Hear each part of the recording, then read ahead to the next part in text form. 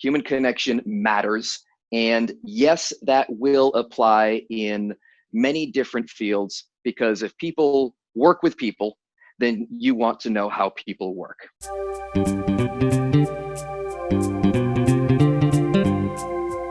Hi, and welcome to the Innovative Mindset Podcast. I'm your host, Isolde Trachtenberg. In this weekly show, I bring you in-depth conversations with thought leaders, innovators, and entrepreneurs who inspire us to create ourselves into the people we want to be at work and at home. And now, let's get on with the show.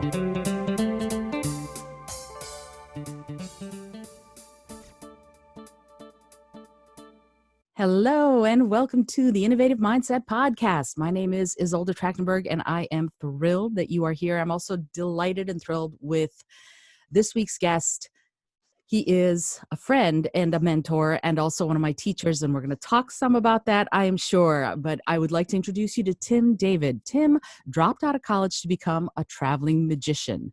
Now he shares the secrets of human connection and influence with busy professionals in an entertaining way, both on the stage and on the page. He's authored 3 books. Tim, welcome. I'm so glad you're here. Thanks, Isolde. It is great to be here. This is a really cool opportunity to be able to chat with you in this context, and I'm very much looking forward to it. Me too. This has been a while in the making. I first heard about you from another magician friend, Eric Henning. Said you need to check out this guy's stuff, and I did, and I have been hooked ever since. So I'm really glad that I'm getting a chance to chat with you. I want to go back a little bit to the beginning, if you would. You started as a magician. What got you started? What was it about magic that inspired you to pursue it full time as a career? You know, that's a very interesting question. Usually people just ask how I got started. They don't usually ask the internal side of it, what fascinated you about magic. So I don't really have like a stock answer for that. So this is, that's a good thing for me. I like to explore that as much, as much as, I'm sort of asking it of myself. And if I were to be introspective, if I were to think about it, it would probably have something to do with being the youngest child. And everybody's saying, this is what you do, this is how it works, this is how to behave, this is how to think, and stay in line.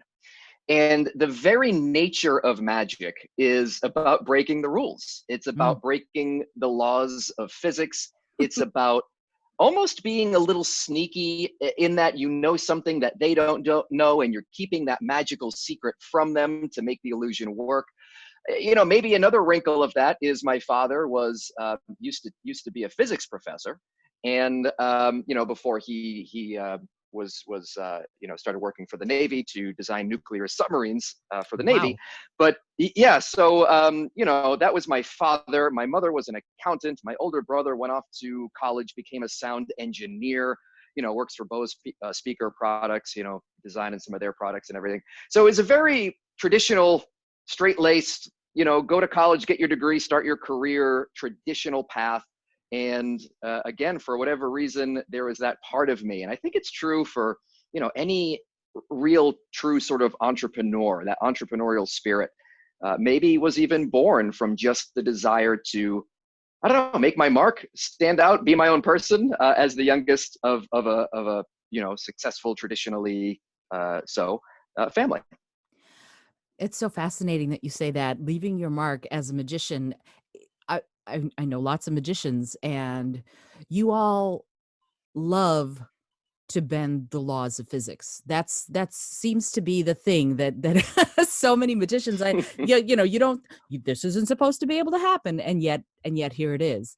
And so when you were doing that, what about that was the sizzle for you? What about the work itself was the juice?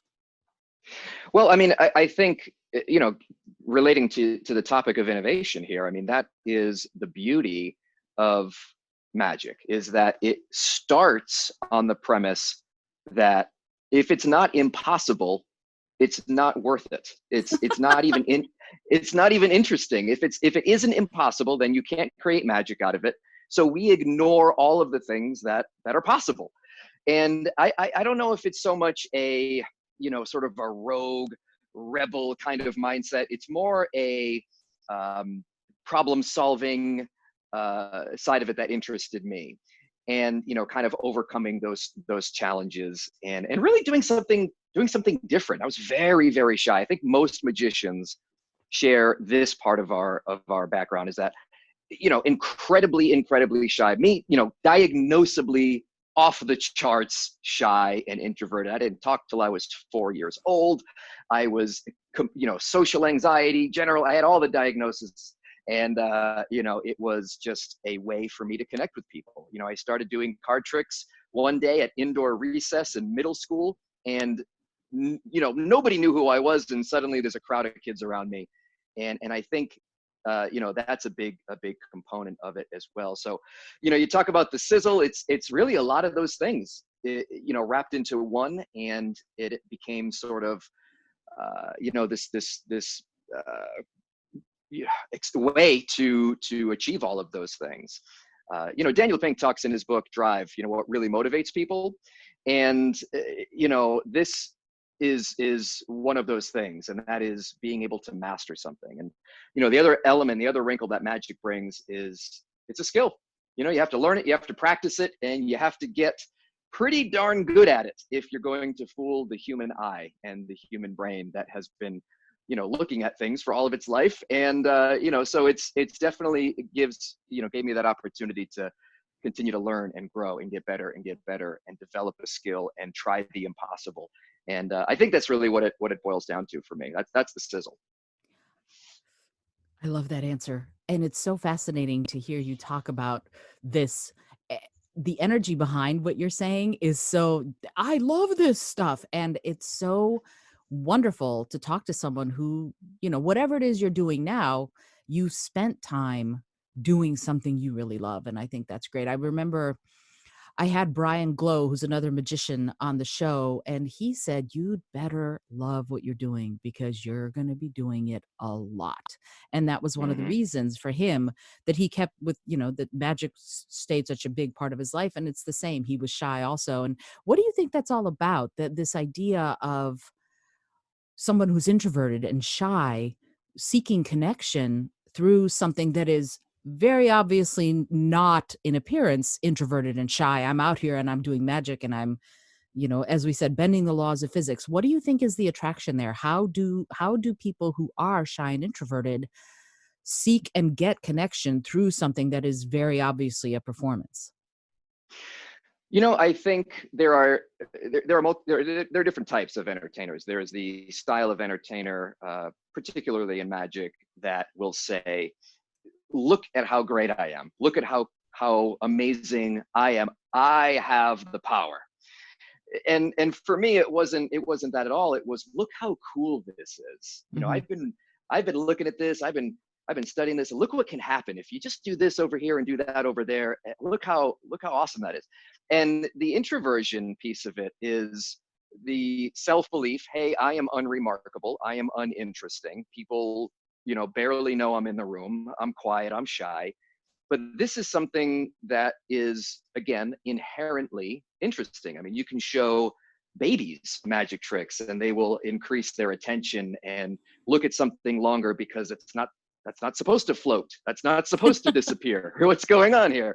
So it just created automatic interest. And it's still, I mean, to this day, that introduction starts with, Tim David is an ex-magician.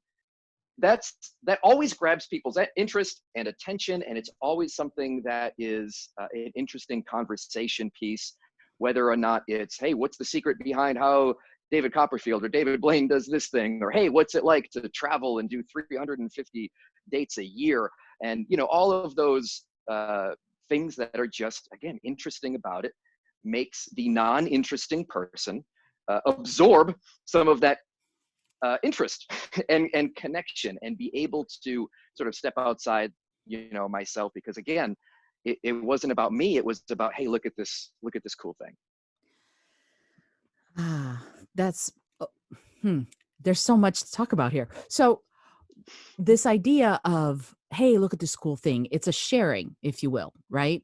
That right. Sort of the great. So when you're sharing, and this sort of brings me to the next part of this, because you can tell I'm going to be pivoting all over the place. You took this skill, the talent and the skill and the desire to do magic, and you transformed it over a few years to becoming a professional speaker. How much of magic was in that transition, and how do you, if you do, still apply magic to your professional speaking work?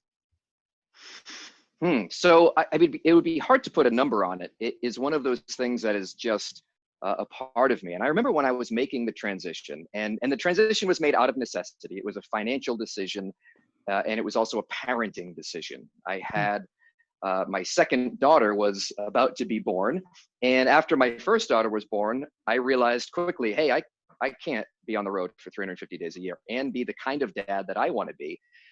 Some people manage to somehow make it work, but for me, it was a personal choice. And I knew I need to be able to make more money, or at least the same amount of money while working less. Mm. And speaking is something that I noticed as I was doing corporate events and entertaining at banquets and things like that. They would have speakers, and I remember thinking, wait a minute, she made how much? Wait, hang on a second. She didn't have to carry around any trick boxes. She didn't have to travel or hire assistants she just got up there with a microphone and made like 10 times what I'm making. This is crazy. So, I mean, it was really, again, born out of that necessity. And the things that I took from magic to speaking, it does center around sharing. It's, where is the magic in real life? What's the magic behind what makes sales work or leadership work? And finding those secrets is very similar to finding the impossible things that a magician can do. So and then the obvious stage presence and skills that I learned from the world of entertainment, and having so much flight time on stage and being able to just have that skill of engaging an audience. So but I think at the end of the day, I love what you said. It centers around sharing it. I don't know, as an introvert, I'm just into I'm always kind of in my own head. I'm always intellectually curious about things, and I'm always looking into things. I'm always reading a ton, and those things that I find that really interest me, I like to share. And those clients that I work with who have these amazing stories and these amazing success stories, or these angles on how they approached a certain problem or issue, I like to share that, and obviously with permission and when it makes sense to do so. But it's about finding those secrets and the things that really make the difference, the things that really turn the dials, and sharing those in an entertaining way. I think you hit it on the head. Well, thank you. I appreciate that. So okay. That part of it makes all sorts of sense. You can tell I'm fascinated by the transition itself, but also there's something here in what you're saying that goes deeper, that goes further. And that to me is that idea of engagement. As a magician, you engage an audience in a certain way. As a speaker, is it the same? What do you do the same or differently when you are trying because you have to understand, I mean, I wrote a book on communication and public speaking. And what I talk a lot about, especially for introverts, is knowing your role. Like, choose a role and be that role, and that will make you more comfortable. You're an introvert who decided to go into kind of an extroverted seeming profession, and then went even further and went, okay, I'm not even going to have tricks. Now I'm going to just be me with a microphone. How do you, if you have it, overcome stage fright? And how do you engage an audience with you and a microphone? What do you do? Mm. Yeah. So, when I started, I definitely used magic as a crutch. I remember doing a 20-minute presentation, and I had 3 full-length routines. And it was basically 18 minutes of magic versus the 2 minutes of actual content and speaking. There were loose connections. It was basically, here's a trick, here's the metaphor, next trick. And, so I still will perform a magic performance piece as an opener. Mm-hmm. And I do that again, partially to engage, partially to get into my own, I don't want to say the word character, but my own comfort space on Mm-hmm. stage, Mm-hmm. and also because, gosh, people, if I don't, people would go crazy and say, "Hey, where's the magic? I thought you were going to pull out a deck of cards. I thought you, what's going on?" So it was always requested if I left it out. So I kind of, open with it. Let's get this sort of out onto the table. Let's get it out of the way, if you will, and let's figure out, what we can learn from this, what it means, what the significance is. But I think the biggest thing that I took away from being a magician and translating that to being an engaging speaker is the idea of mystery. The idea that if I show you a magic trick and then I immediately tell you how it's done, the magic is ruined. I've made this mistake. People have begged me, "How do you do that trick with the bag? How do you do that trick where the thing floats?" And then I tell them, and then they make a face like I just kicked their puppy. Like that's it. That's the secret. I thought it was going to be something way cooler than that, or way Right. more interesting. But that's I can't believe I missed that. Now I feel stupid, but I'm also disappointed. So when I removed the mystery, the interest and the engagement, I mean, it disappeared, right? So mystery is like candy for the brain. The brain loves to try to solve a mystery, figure out a mystery, solve a puzzle, solve a riddle, whatever it is. If there's some sort of mystery, the brain loves to try and engage and solve that. So when I speak, I still use the components of mystery. I don't reveal the answer, if you will, to the question right out of the gate. I will build it up and create that mystery, much like, any good novel writer won't just tell you the ending right away. You build up to the ending. Any good movie writer or script writer or movie producer or director doesn't just go right to the ending, unless it's Memento or whatever and the movie's backwards. They build up that mystery, and we don't want to know the ending. It would sort of ruin it for us. So, I mean, that's, I think, just a universal aspect of how the brain works and what interests human brains. So that element of mystery has stayed with or without magic. Awesome. Again, so many questions. Okay. So here's the thing that I'm thinking about, this idea of mystery and the way our brain comes up with new ideas and innovates. What do you think it is that makes people want to solve the mystery, that makes people want to push the envelope when you were innovating new pieces of your show, when you're innovating and figuring out new ways of teaching or new ways of doing? What problem are you trying to solve a problem? And if so, what problem are you trying to solve?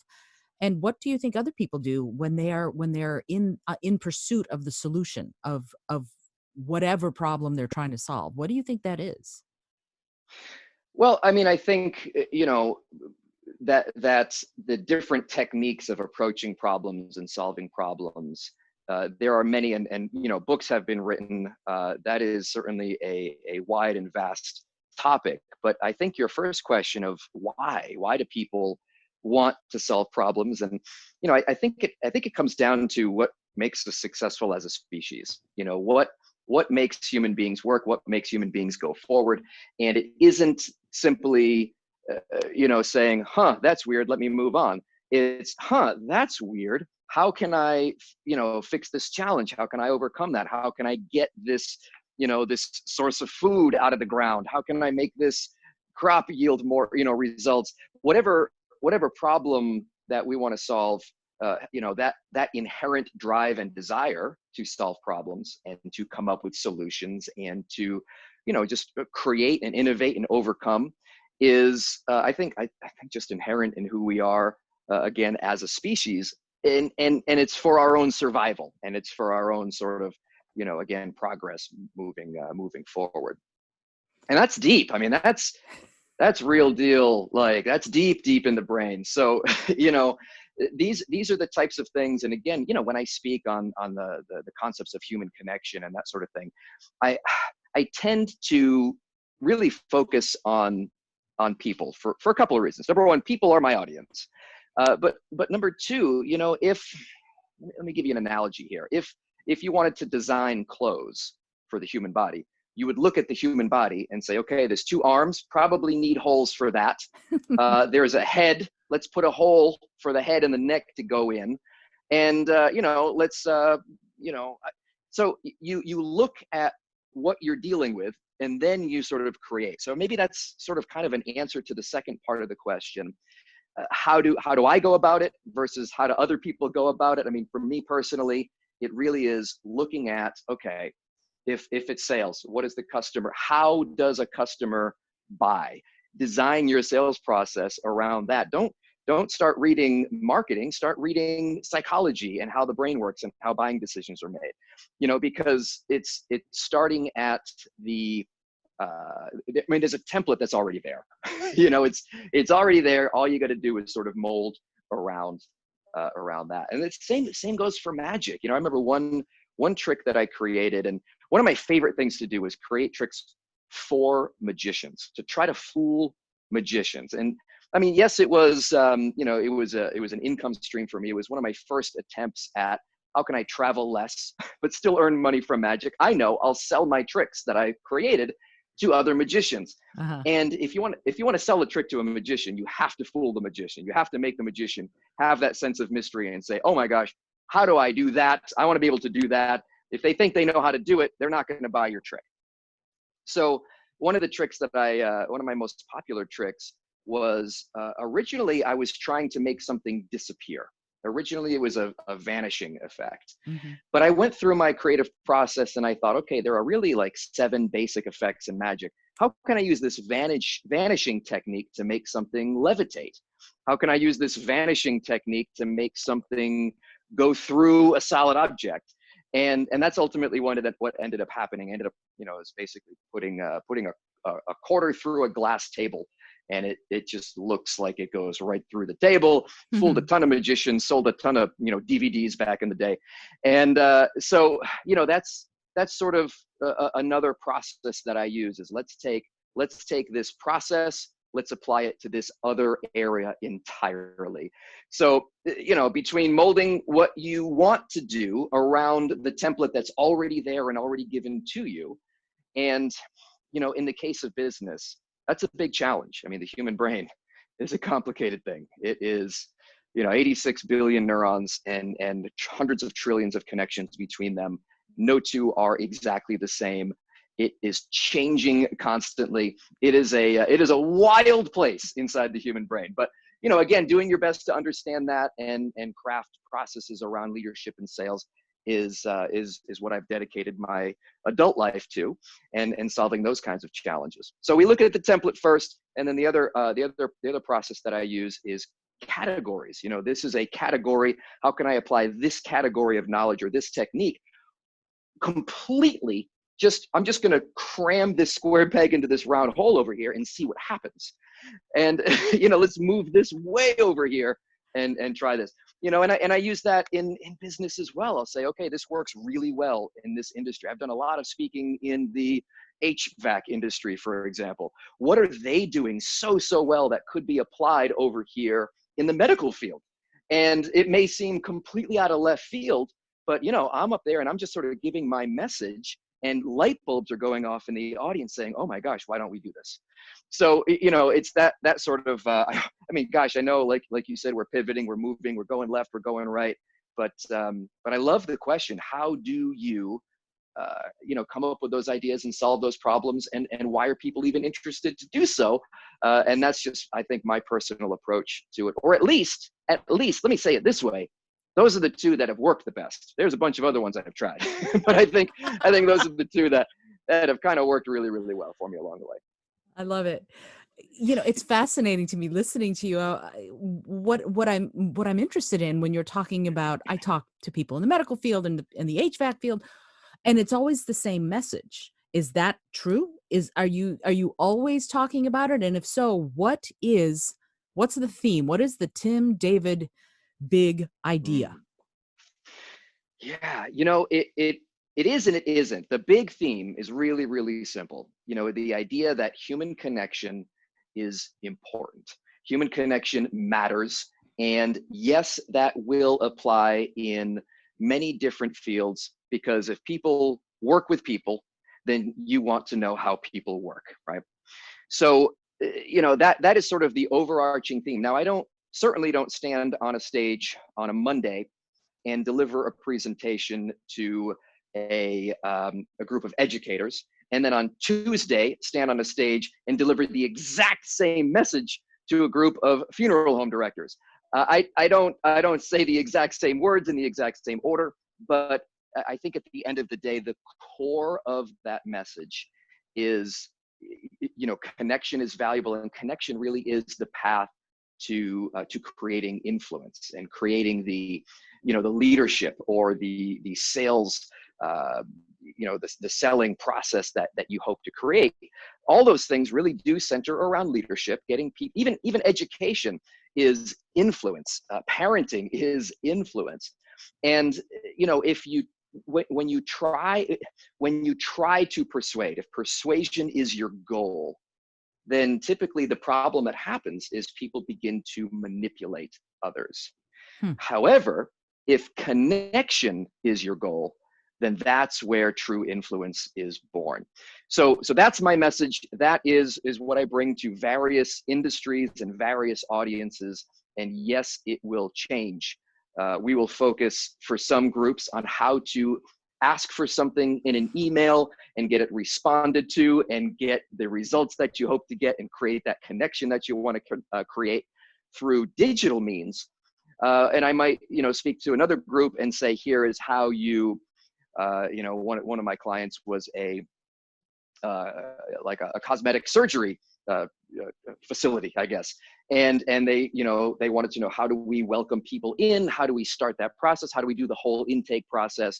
How can we touch up our intake process to create more human connection and therefore more sales and generate more business and revenue? So, it all kind of, again, comes back to how do we work as people and how can we work together better, especially in our digital age. Every time you finish speaking, I'm like, doggone it, he already answered the next 4 questions I was going to ask. See, so that's I am a magician. See how that there works? You go. You made time disappear. So okay, so here we are. We're talking about the importance of this. What are the benefits? What are the benefits of being connected? Whether you're a parent to a child, or a teacher to a student, or a salesperson to a customer, what benefit do you get? What do people get out of being connected to one another? I think people come to me because they want the benefit of increased influence. They want people to buy when they sell. They want people to follow where they lead. They want people to listen when they speak. And the other benefits of human connection, again, because this is something that, oh my gosh, I have researched and read about and looked into and experienced and heard stories. And, one of my favorite examples is when Harvard University set out to find the meaning of life. And back in, I think it was the 1930s, and the study might even still be going on today. It is the longest, most comprehensive longitudinal psychological study in history. $20 million have been invested into it. Hundreds of participants have been followed and studied and measured every possible thing that you could measure on a human being. And they didn't even know what they were looking for. So they just measured everything. How long they lived, how much money they made, how long their marriages lasted or didn't last, what kind of jobs they got, how happy they were. They measured all of these things. They even did things like, hey, spit into a cup. We don't know anything about like DNA or anything like that, or we don't know exactly what we're going to do with this, but just we'll hold it and we'll figure it out later. So they accumulated mountains and mountains and mountains of raw data. This was sort of the first example of kind of big data that we are so familiar with now. And they looked at everything, and they found things like, wow, isn't it interesting? This group of people over here, they earn an average of $171,000 per year, more than the people over here in this group who don't have that. Wow, isn't that interesting? Wow, isn't it interesting? Over here, this group of people are alcoholics at a wild rate compared to this group of people over here who are not. Oh my gosh, crazy. How long? These people live an average of 7 years longer than this group over here. And they're looking at all these different factors and all these different categories. And at the end of the day, it comes back to one factor, one dial. If you can turn this dial, just this one dial, then all of those other things go way up or way down if it's a bad thing, right? The improvement in all of the other areas, from lifespan to how healthy a marriage is and how long your marriage lasts, to how much money you make, to how happy you are, and everything in between. And I'll sum it up with the quote from George Valent, who was the director of the Harvard Grant Study. And he said, at the end of the day, human connection is the whole shooting match. The results are in. That's it. Period. End of sentence. Human connection is the whole shooting match. The more areas in your life you can make connection, the better. Full stop. That's his exact quote. So, it is, the benefits go on and on and on and on and on. I think people will respond really well to health, money, and relationships. Those are the three areas that human connection can help you in. And I think those are, if you poll any group of people, they'll say those are the areas that we want the fewest problems in. We want no health problems, we don't want money problems, and we don't want relationship problems. Give us those three things, and we'll be in good shape. You said something that I think is really interesting. It's like, Maslow's hierarchy of needs. Satisfying those makes everything, better, if you will. But you said something in your last answer that I've sort of stuck on, and that is, you mentioned that we live in the digital age, and we're very connected digitally. Everyone is on this server or that server, playing these kinds of games, doing Zoom, whatever. We're recording this on Zoom, for Pete's sake. So that is going on. And yet, is that connection? Is being digitally connected actual connection? What quality does it have that is the same, or is it completely different? What are your thoughts on that? Yeah, herein lies the problem, right? We know the secret sauce. We know the answer. And it's not just Harvard. There have been study after study after study that points to human connection as that secret sauce. And my goodness, we very often know what the answer is. We very often know what to do, and at the same time, we don't do it. So this age of digital connection we're experiencing, and it's relatively new. We don't have the same level of the mountains of data that we do for other areas, because this is simply a new technology. Mm-hmm. But we have a lot now. We have a lot more than we did even 5 years ago. So what we're finding, and if I were to sum it up, I would say this: the quantity of human connection has skyrocketed. We are on this Zoom call right now, and I am grateful that we have the ability to do it. I have the ability to speak to my nieces in Switzerland right now if I want, and I'm in the United States. So it is a positive thing. The quantity of human connection has gone through the roof. Unfortunately, what we're also noticing is the quality of human connection is coming down. And once again, this is not a opinion statement. This is based on, again, evidence that we have. Human empathy, for example, if you look at the chart of human empathy over the last 30 years, it plummets right around the same time that we started really proliferating the use of social media. Now, that doesn't mean social media caused everyone to be heartless jerks. What it does mean is that, right. What it does mean is that there is this correlation, and it kind of makes you go, what does that mean? Why is that happening? And I think that there are a lot of factors that have to do with this. But I mean, we've all had the experience of trying to have a connection, trying to create a connection, trying to have a conversation with someone, and they're glancing down at their mobile device. And it's like, oh gosh, we've all had that same experience of being on social media and trying to have a thoughtful conversation, and someone just blasting away complete, negative profanity, whatever. It's so easy to be almost anonymous in one way. It's kind of like road rage. You're in your car, so you don't feel like you're really affecting the other person. Like you're kind of sheltered from that whole thing, and they're sheltered from you, but they still see your finger and they're still affected by it. The same sort of thing happens when you interact through a screen. It dehumanizes a little bit the other person. So I think between that and just the general, the addictive nature, for example, the of a mobile device, and I use that term with extreme caution. I don't think that mobile devices themselves are the problem. I don't think that the companies or the software developers are this evil, scourge on humanity. I think it is an amazing tool that a lot of people haven't learned how to use properly yet. And I think that's just the long and the short of it. It's a great tool, but it kind of is using us more than we are using it. And, a lot of people are having the experience that they're on their devices more than they mean to be. They're distracted by devices more than they need to be. And that comes at a cost, that comes at a cost of connection. The more time we're on our device, the less time we're face to face and creating connections with people. Think about what happens in a workplace. Or what used to happen in a workplace before the lockdowns and shutdowns and everything.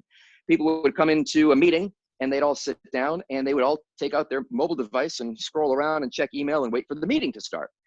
And previously there was a moment of, boredom and, hey, how's your uncle? You talk to the person next to you. You create those tiny moments of human connection. And I think that is what we're losing first. We're losing those little moments while we're waiting in line or waiting for a meeting to start, or simply sitting around the house with your own family. I think sometimes we all have individual experiences instead of shared experiences, Or even experiential experiences, if you will. The idea of standing in line in a store with your cart. You could be on your phone, or you could be people watching, or just looking mm. around and seeing what's there. So that I totally I understand what you're saying, and I agree with you. And I want to talk on something that you touched on, because you've written a book on taking a break, the 7-day digital diet. So obviously you're doing a lot of thinking on this. But that sense of removal, it almost seems to me like when you're talking into a microphone, you're or looking at a screen, there you're once removed from the other person, even if you're on on FaceTime with them or whatever. what what is the quality of that kind of communication, Mm. and are there ways to improve it, especially right now with social distancing and all of that? Are there ways to improve, in your mind, how we communicate through the digital media? Well, the first part of the question, you're touching on some ancient wisdom of being present and being mindful, and how a device does remove you from the place where you are mentally, emotionally, figuratively, to wherever it is that your screen is taking you, be it email or Candy Crush or Facebook or whatever it is. So, it does take you out of the moment. It does remove you from that. And, the lack of being present with the people that you're with is, I think we're going to see more and more negative consequences from those types of, from that type of lack of presence, lack of mindfulness, lack of awareness, lack of acknowledging other human beings. I mean, how rare is it for, like when I walk into the room, my kids, like I have to force them, I have to train them to say hi to people when they walk into a room, because we're literally just not even acknowledging each other anymore if they're not in that screen bubble that we're in. Mm-hmm. So that's, I think that's kind of that first part that you address. Now the second part is, what do we do about it, right? How do we create better interactions, either through digital media or alternatively, what else can we do? So I don't think email is inherently bad. I don't think texting is inherently bad. I don't think social media is inherently bad. One of the ways we can improve how we connect is by truly understanding and once again looking at the other person and say, okay, what does this person need right now? What sort of message can I create? Because all I have at my disposal is words on a screen, maybe video, but usually it's just words on a screen if I'm texting, if I'm sending an email. So that removes the body language component, that removes my vocal tonality component, that creates a lot of space for misinterpretation. In fact, again, a lot of studies show that text on a screen just sounds meaner and less caring than if you said the exact same message with your voice or in person. So in the other study, Dr. Albert Mehrabian back in, was it 1967 at UCLA, when he said, hey, 93% of what we communicate is nonverbal, only 7% of the emotional content of what we communicate is the words that we say. So I've my first book was called Magic Words. We look at what do words do to people? What does a word do to the human brain, and how can we use our words smarter? So I think that's the first thing that we can do, is we can focus on the tools that we have, and we have that 7%. Let's maximize that 7%. If it's through an email, let's send an email with the words that are going to impact the brain of the reader in the way that we intend, and not by accident. So that requires an understanding, not just of our own language and our own communication skill, but also it requires a deep understanding of the other person. And understanding, I talk about this in my second book, which is called The 4 Levels of Influencing People. But basically, we talk about the different levels of understanding, from understanding human beings as a general whole, like studying psychology, that sort of thing, understanding a human being's culture and where they live, understanding sort of their tribe. So if you are a human being who lives in the United States but works at Google, it might be different than if you are a human being who lives in the United States who works at Microsoft or Apple or whatever.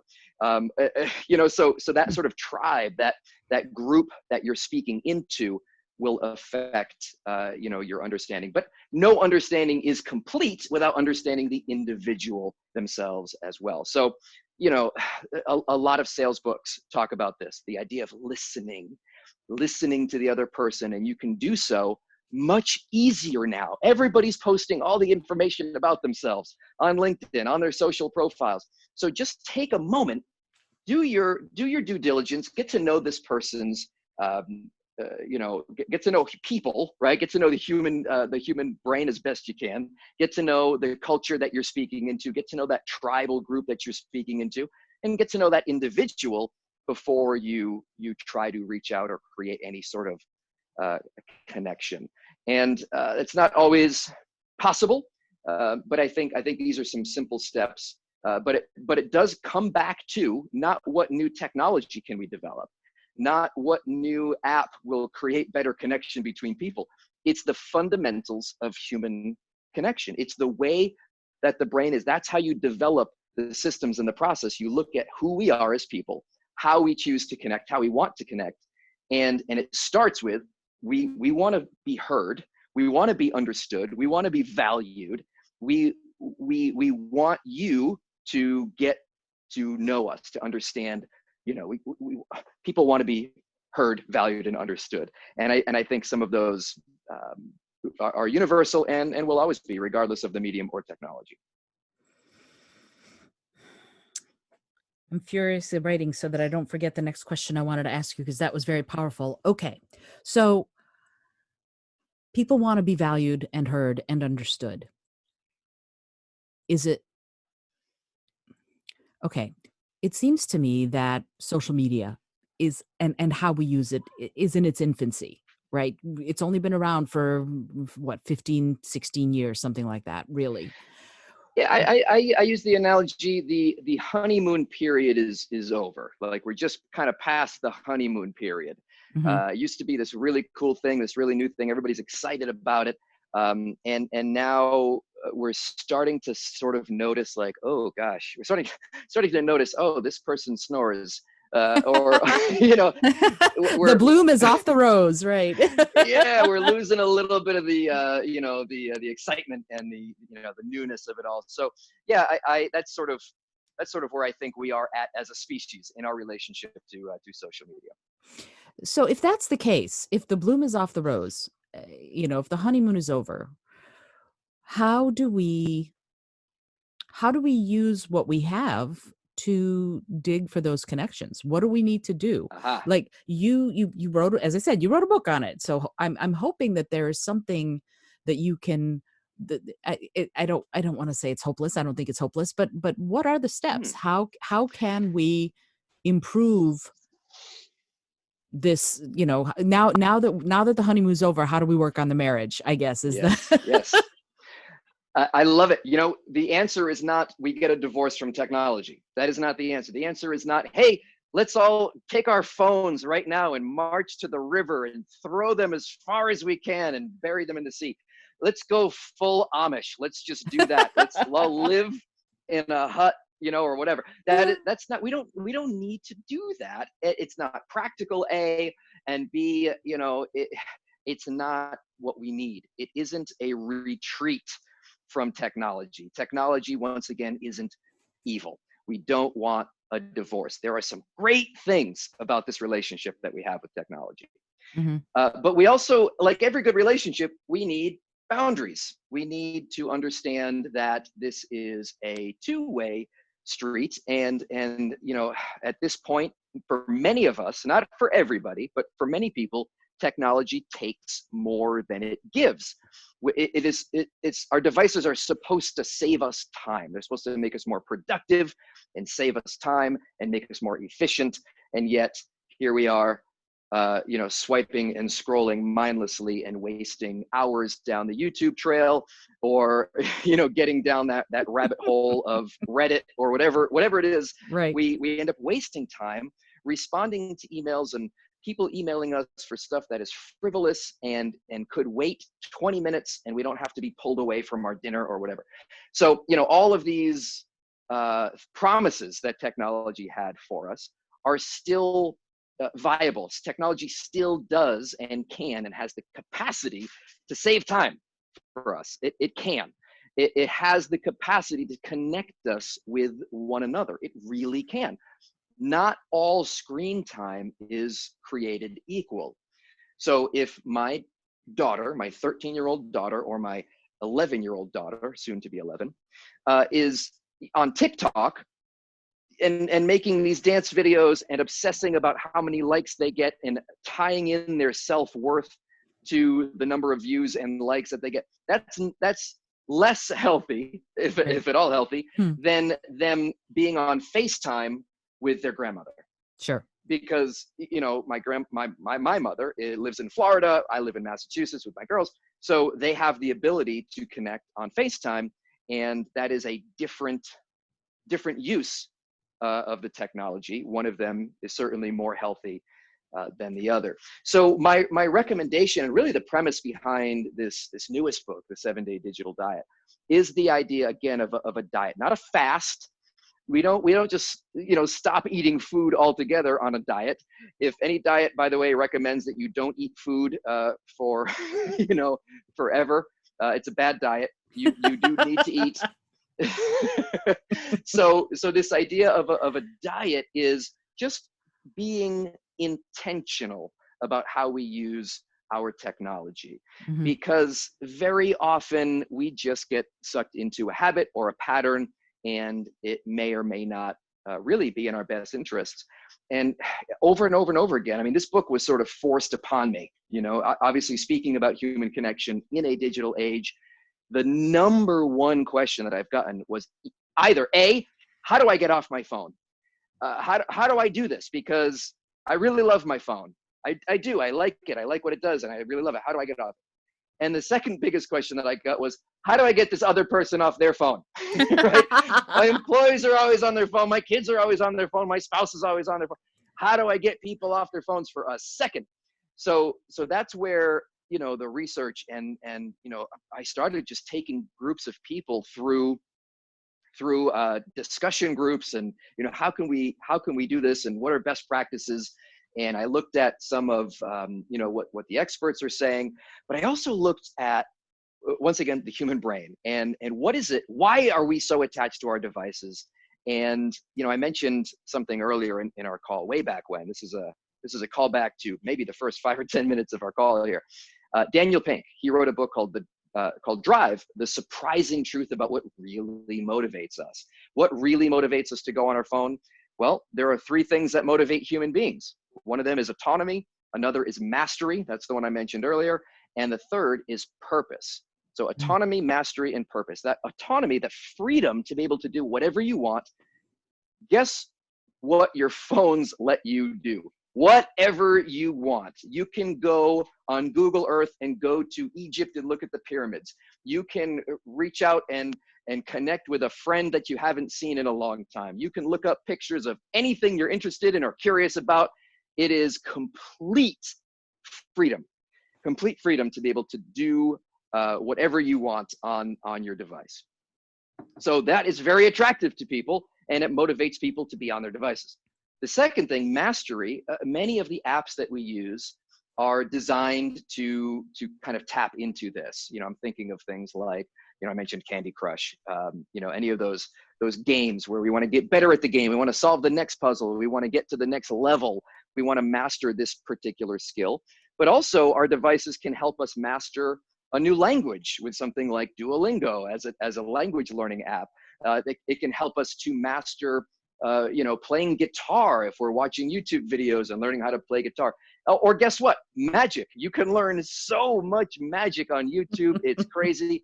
You can tap into that sense of mastery on your devices or through social media, through the internet, through technology of various kinds. The third one is where we have a bit of the challenge. The idea that we get purpose and meaning from staring at a screen. And this is the disconnect for a lot of people. We're attracted to the autonomy, we're attracted to the mastery, but we're missing out on the purpose. So the crux of the 7-day digital diet is to find something that is purposeful and meaningful for you. It can be big, it can be small. And to systematically and strategically replace some of your bad phone habits while keeping the good ones, right? Keeping the good parts of technology, but removing and replacing some of the mindless activities with something more purposeful. It is a fact of human nature, once again, that we do not remove habits. We replace habits. And your brain is going to want the autonomy, the mastery, and the purpose. And how you give your brain those things is a choice that you have. So without being intentional and sort of feeding your brain is going to reach for things that it perceives as being a solution to those 3 needs that it has. So I think, I think that's a big reason why a lot of people fall into that trap. And I also believe deeply that that's the biggest reason why people at the end of the day feel unsatisfied with it. They don't go like, oh gosh, the best thing happened today when I was, looking at a screen. I have the best story to tell you. I was sitting there staring at my phone. Like that, the best stories don't happen that way, and it's crazy, but there's a bunch of different studies who say a bunch of different things, but anywhere from 4.5 to, I've seen up to 9 hours a day that we spend engaged with a screen on average, and for teenagers, I think the most recent study is something like 7.5 hours per day. But that's even out of date because with the lockdown, with the coronavirus, it seems like our devices are even more prevalent. and we're relying on them even more. And suddenly we're developing these habits that even when the ban is lifted, even when, a travel ban, or even when, lockdown is less stringent in, and I know it's different in different parts of the country, but, here in Massachusetts, it's pretty strict.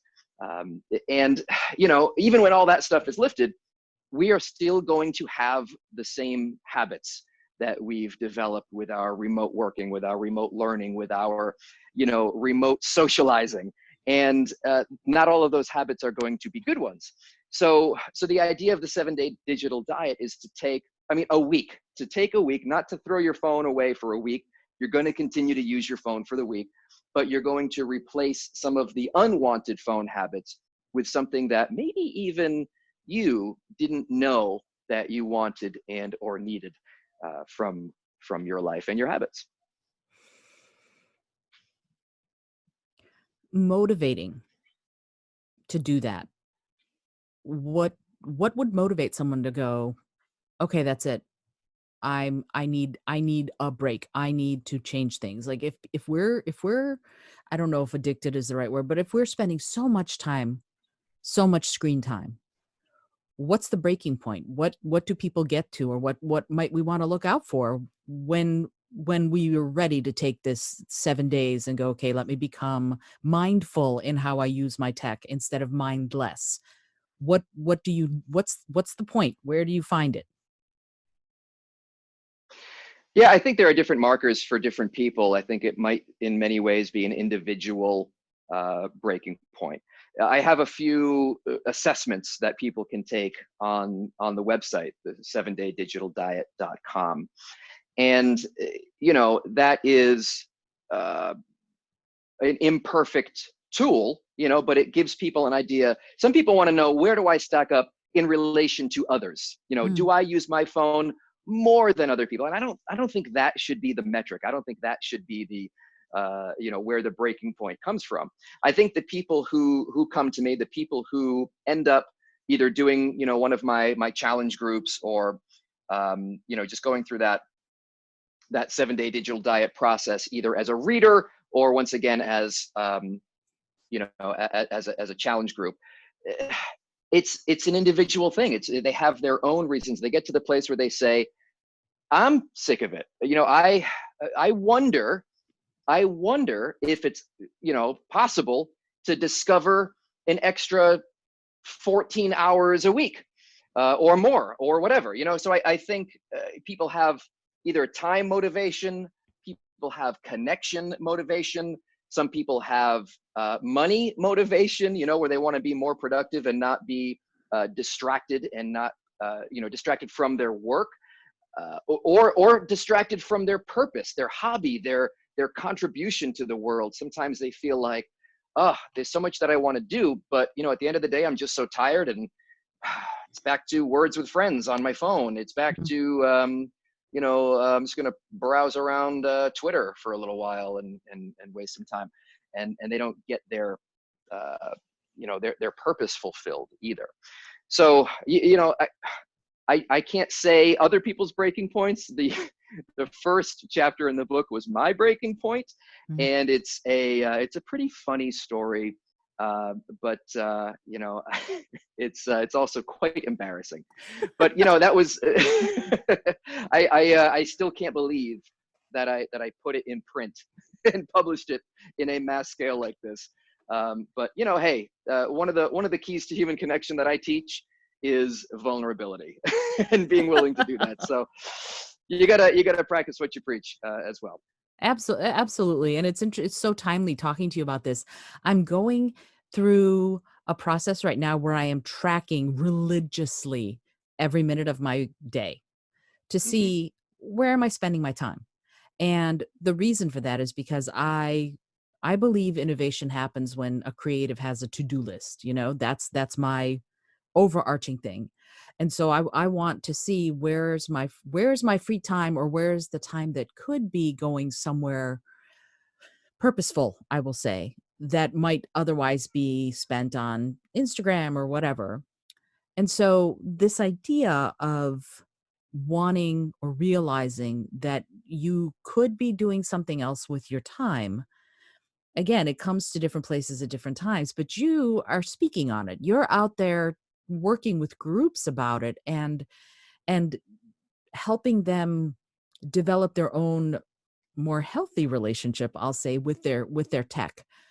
When you do that, when someone reaches out to you and says, "Okay, I've got a company where everyone's on their phone all the time instead of paying attention in meetings," what's the process for that? What when you go in to speak to people about this, what do you do? How do you help them? Yeah, that is certainly, I think, more of an in-depth, conversation than we might have time for. But it'll be a mix of, uh, the live, presentation where I'll get up and I'll create some engagement and some motivation in the audience to essentially generate the buy-in. Mm, So I'll come in as a guest speaker, and I might be a lunch and learn. It might be, part of an annual conference that they're having, and I'll sort of kick off this initiative, get the ball rolling. But it really is, again, designed to get the buy-in, because mhm. without anybody understanding, hey, why is this even a problem? Everybody's on their devices. I mean, that's one of the common sort of things that people use as resistance. Oh, everybody's doing this. It can't be bad. Everybody's on their device. Well, I mean, millions of people right now are sick from coronavirus as well. Like, that's or hundreds of thousands, or whatever the number is in the States or worldwide. But that doesn't mean because so many people are doing it that it's okay, or that it's healthy. So nobody in the 1918 flu pandemic said, well, everybody's sick, so what's the problem? Like, well, Oh, no, that I doubt they did. yeah, that is the problem. Right? Right. That is the problem. So so we create that buy-in, and then a lot of it really has to do with that cooperative learning. In the book, we give very similar process to what has worked with groups. I mean, people could literally take the book and take their organization or their team or their family, through this process. And again, 7 days seems like a really short period of time to change habits, especially some as deep and pervasive as our technology habits have become. But once again, this is, we have a lot of science on our side. We have a lot of trial and error on our side that has come through and said, okay, this is what's working, this is what's not working. And this doesn't have to take years. You don't have to have a New Year's resolution and take 365 days to try and figure this stuff out. You just got to do the stuff that works. You got to do this, you got to do that, and then you got to do this. And here's how you do it, with other people, with this, with that. And these are some tools you can use. I highly recommend tracking your time like you're doing, Isolde. And, so there's a lot of pieces to the puzzle, but, the short answer is there's a process. And, you go through the process and you come out the other side, and one of a couple things will happen. It'll completely work, and you'll be completely, quote unquote, cured. And I have all these crazy stories of people who have gone through just a 7-day process, and they'll share the results, and they're very dramatic results. And the other side of the coin is, you might not have those results, but then there's a process for, well, why not? What did you miss? What what do you do differently next time? Is it worth trying again? And you kind of just continue to what we call test, monitor, and adjust. So I think the process, and then the process for implementing the process is important. Fabulous. I love it. That's great. Well, I could keep you for the next 6 hours and we could have a lovely discussion, but I understand you have a life to get back to. I want to thank you so much for joining me and talking about this. I think it's such an important topic, especially as we look at our time management and how we process all of the information coming at us, which is incredible. And you not only speak professionally, you teach other people how to speak professionally. So I'd love to have you back at some point so we can really delve into that process and what that's all about. Because folks, if you're listening to this, and I know you are since you're hearing me right now, Tim is amazing. He's got books that you need to read, and you need to get in touch with him at 7daydigitaldiet.com or getspeakinggigs.com. I'm going to put all this in the show notes. You're gonna want to find out what this wonderful person, his message and what he's talking about. So definitely find Tim and get to know more about the work that he's doing. I have just one question for you, Tim, that I ask everybody. It's a silly question, but it's the last thing I ask before I let you go. Are you willing to answer it? Sure, absolutely. In fact, let me add to what you just said about, checking out the websites and things like that. Mm-hmm. More so than learning about me, I think, people can learn about them. Like I said, one of the things that I have on 7-Day Digital Diet is this assessment, and because people are always wondering, is this a problem? Is this normal? Is this an issue? Can this be improved for me in my situation? And check out a couple of those assessments just to sort of see where you either stack up or what areas of improvement can be made. Would you be willing to share the links directly to those assessments so I can put them on the show notes? I can send them to you. I actually have the site pulled up here, and it is 7daydigitaldiet.com/tests. There it is, /tests. That was so hard and complicated. Wow. All right, cool. Yeah, and I'll make sure that I put all that in the show notes so that if you need to lose a little digital weight, this is the place to go. That's very cool. So Yeah. again, Tim, thank you so much. And here is the last question. If you had an airplane that could skywrite something, anything for the whole world to see, what would you say? Ooh, wow. That implies not a lot. I mean, I guess I could have a paragraph up there, right? I mean, it's the whole sky. Absolutely. but simple messages certainly stick better. And for me, I think it would come down to 3 words, and they are prioritize human connection. It doesn't always prioritize itself, and it's one of those things that if we do it, not only are we better off, but the people around us are better off. So I mean, what's better than that, right? What's more important than the people in our lives? I'll sort of close with this story that I was told after a speaking gig, and this speaking gig was for a group of hospice care providers, palliative care providers. These are the people who, hospice is where you go when time is short, you're going to die. Let's just make them comfortable as best we can. So these people, first of all, they deserve a medal every single day. They are heroes. It's an incredible, they do incredible work, and what an important role that they play. But they also have a unique opportunity to hear people's stories, to hear people's perspective. And they say hindsight is 20/20, and these people are looking back on their lives. They are looking at it with hindsight. And none of them, I mean, these people, they came up to me and they're like, your message really resonated. We talked to these people, and nobody ever says like, hey, I'm about to breathe my last. Could you please go back into my home office and get my college degree? It's hanging on the wall. I just want to hug it one last time. Nobody says, wheel me into the garage so I can just sit in my dream car. Nobody says, one more day at the office, please. That's all I want is one more day of work. I just want to get in some more hours if I could, please.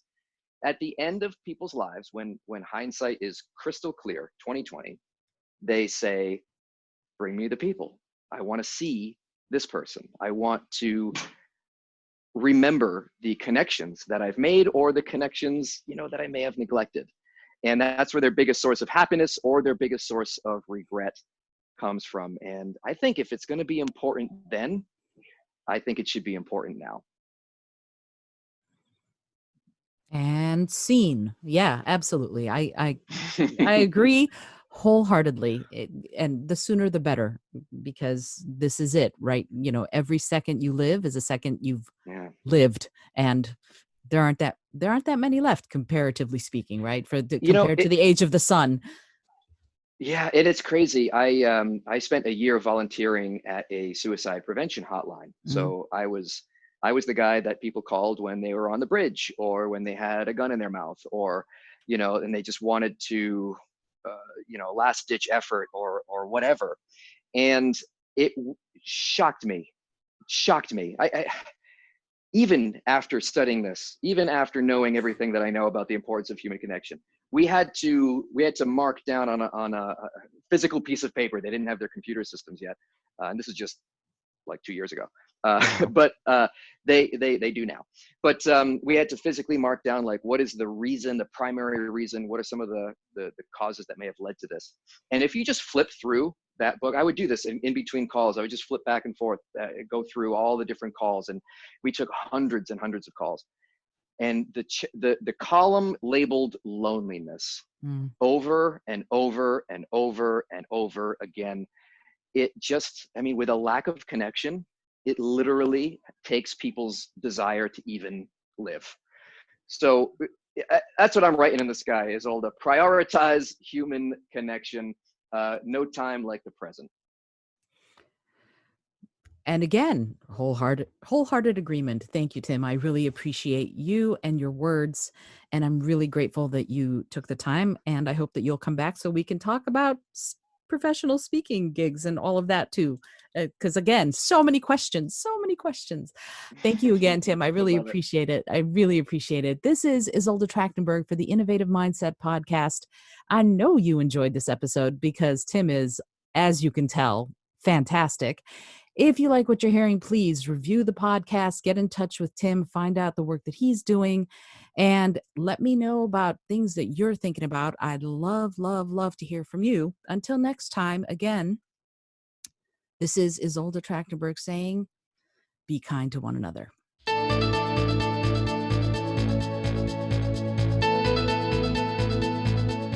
Thanks so much for joining me today. I really appreciate you being here. Today's episode was produced by Isolde Trachtenberg and is copyright 2020. As always, please remember this is for educational and entertainment purposes only. Past performance does not guarantee future results, although we can always hope. Until next time, this is Isolde Trachtenberg, and I send you all of my love.